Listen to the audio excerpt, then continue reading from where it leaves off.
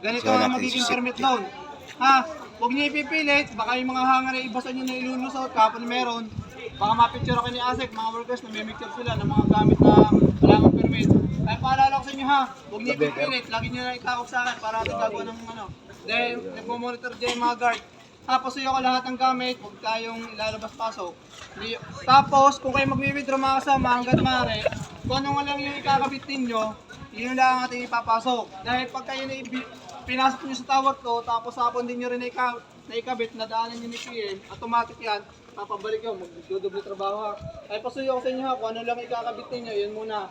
Dahil yung tower ko, hindi pa may turnover, saan gumagalaw pa lang tayo dyan. Pero kung totoo sa'yo, bawal pa talaga.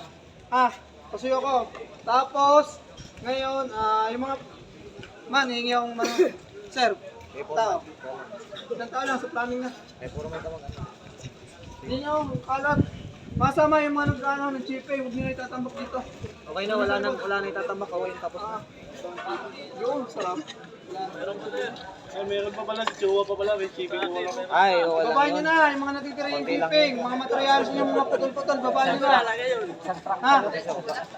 Tapos, mga sama, pag nag-cancel to ha, balik mo na. Lahat ng magkatrabaho sa tower to, pag nag-cancel si Asek, cancel na rin tayo. Oo, kasi lahat. Dapat yan.